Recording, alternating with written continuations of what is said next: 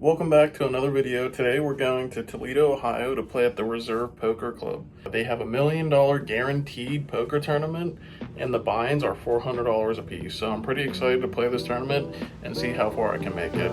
So stay tuned and enjoy the video.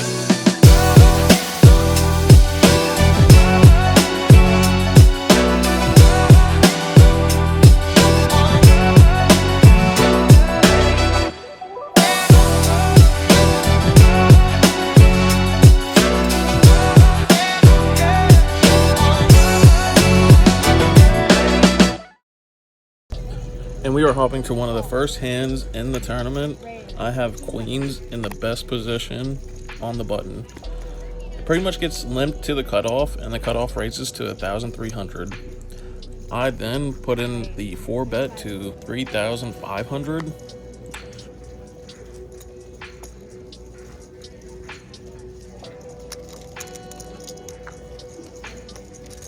It folds to the cutoff. And the cutoff makes the call reluctantly. Then we come to a flop of jack high. Cutoff checks.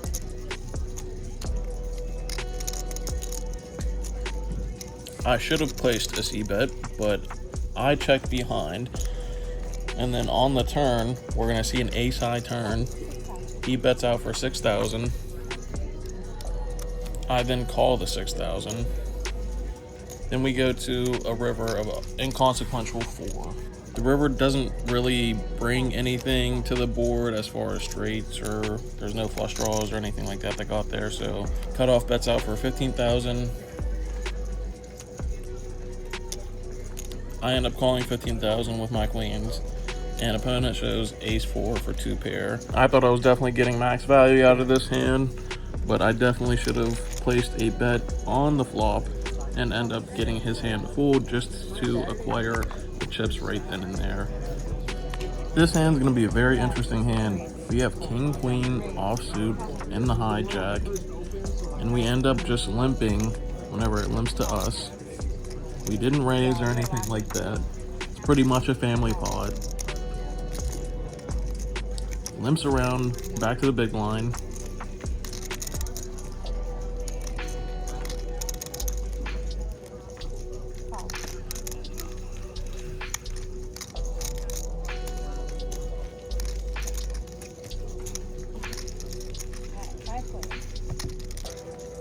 Then we go to see a flop, which comes queen high, which means I flop top.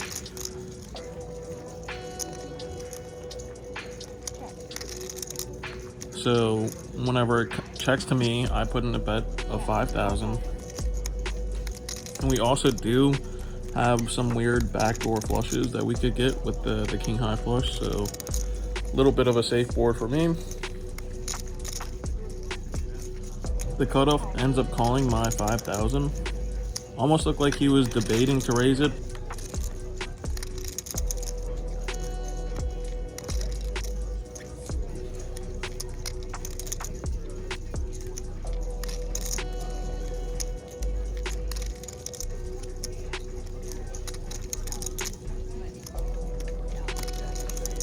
Nonetheless, we go to see a turn card, which is a 10 of spades.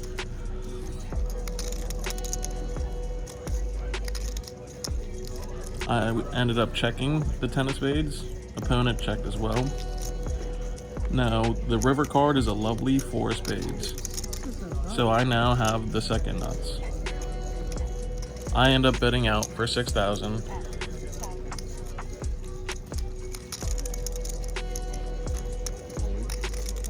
Then my opponent goes all in. I don't have much left to continue the tournament with, and I'm trusting my second nut flush to win this hand.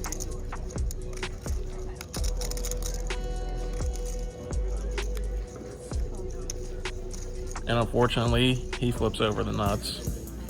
So I'm back to the rebuy station. Thank you to Coin Poker for sponsoring our video today. If you want to build your bankroll like me, make sure you hop on to Coin Poker, sign up using my code PROFIT. As you can see, this is the last flight in this $1 million guaranteed tournament, so a lot of people are here. And now I'm back in for another bullet, which puts me in for $800. All right, and we're coming back to blind levels of 600, 300. Trying to catch up with my friend Jeremy. Got 4. The person next to me raises to 3,000. I'm going to re-raise to 6,000, just a bit of a min-raise. Folds back to him, and he ends up calling. Heads up. We go to a flop of ace, ace, 9. He checks to me. Since there's 2 aces, pretty hard for him to have the other ace or 2 of them in his hand, let alone. So I'm going to just c-bet this board generally and end up taking the pot down. This hand is definitely going to be an interesting hand. I have pocket JJs again, except I'm under the gun +1 and I open for 1,800. The blinds are still 600, 300. And we do have a short stack to our left that wants to raise to 4,200. I ended up making a decision whenever it folded to me that it needed to go all in. I put my opponent on some sort of ace king, ace queen hand, so I felt like I was definitely getting it in ahead and didn't expect him to call. Unfortunately, he spikes the ace on the river. But that's the only way you can play jacks. Either all in or fold. This hand's gonna be a fun hand. I have ace king of diamonds on the small blind, which is one of the best starting hands in poker. Definitely gives me a bit more confidence to play the hand for a lot of value. And we are gonna get the value whenever the button raises to 2,000. I, of course, I'm gonna re-raise it to 5,000, and he ends up jamming his stack all in.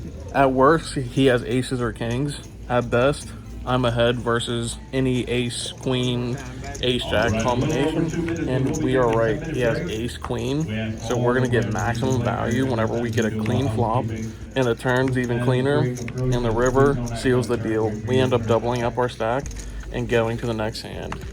That's a bink. If you want to play like a profit and help support the channel, click on the link in the description and grab you a nice sweater or a hat.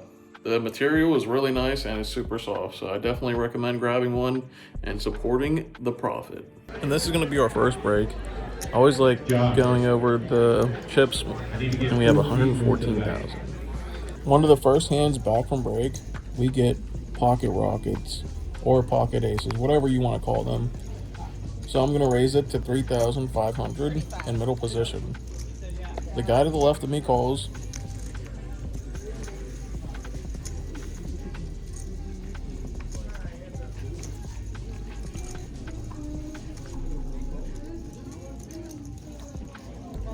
And the big blind calls.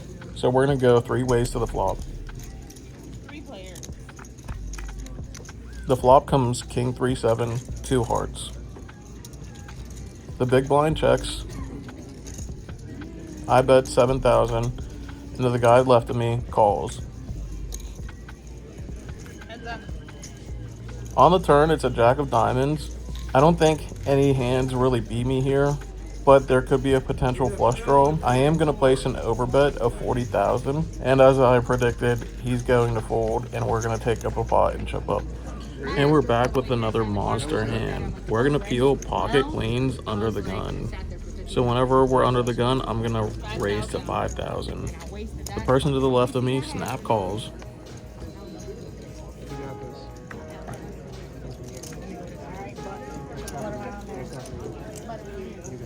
And we get the big blind to call as well. The flop comes 6-5-3. 2 hearts. I end up c-betting for 7,000. Person to the left of me calls. And then the big blind folds. The turn's a 2.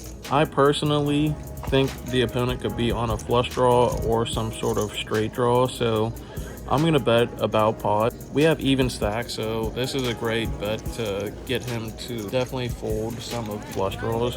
As I expected, he does fold, and we're on to the next hand. This is gonna be one interesting hand. I peel pocket tens in the small blind. I then overbet to isolate the person on the button, assuming he's got some sort of ace king, ace queen that he's ready to get it in with, and I'd be theoretically flipping with his hand.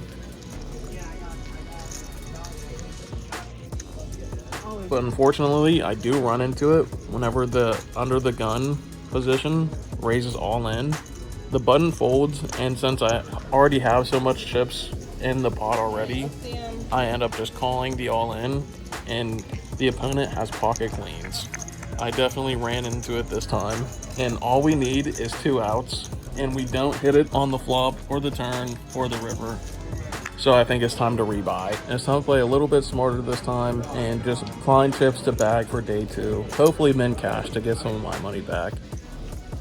This is going to be a great hand. We have pocket 8s or snowmen, I like to call them, under the gun. So I'm going to raise to 1,500.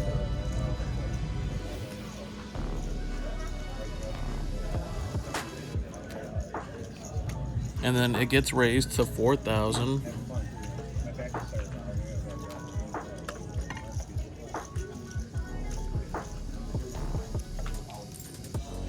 And 2 people call, so of course I'm going to call too, so it's going to be 4 people to the flop.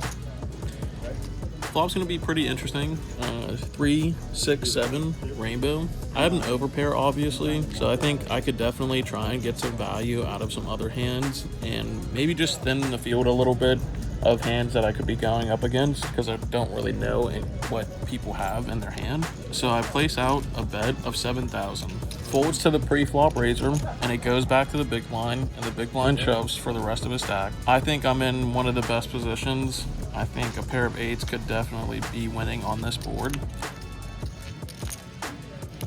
And thankfully, he does not spike anything on the turn or the river, so I end up doubling up my stack. I can feel them run good already whenever we peel pocket kings in the hijack.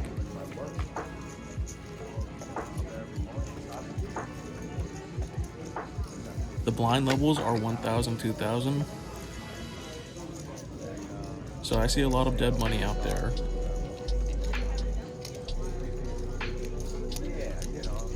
And I'm gonna raise it to 15,000.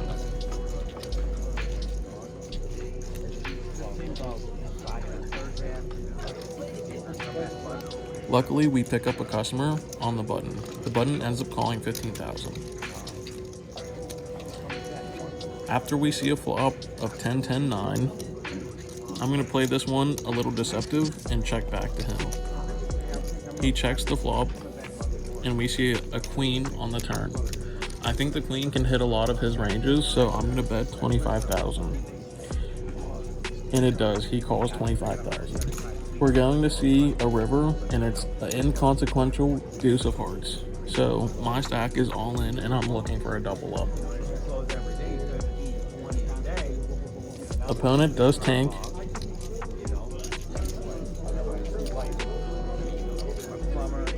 And he calls the all in.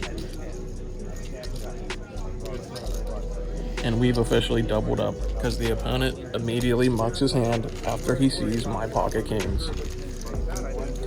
This is one of our best rebuys yet. I'm going to peel ace queen suited. I'm going to bump things up to 13,000.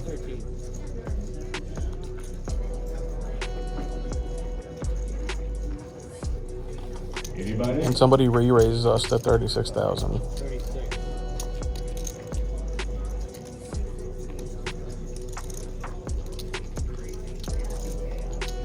I have a suited premium, so I'm not going to go anywhere.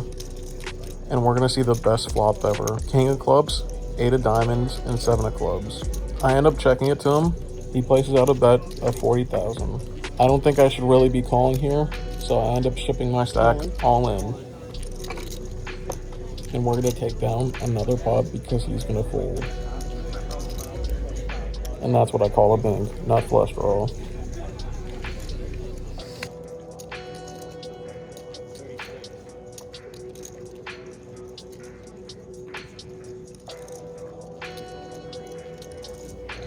This is going to be a very interesting hand. We have pocket queens in the cutoff. The blind levels are 6 and 12K. We do have an all-in in front of us, so of course we're going to call that with pocket queens.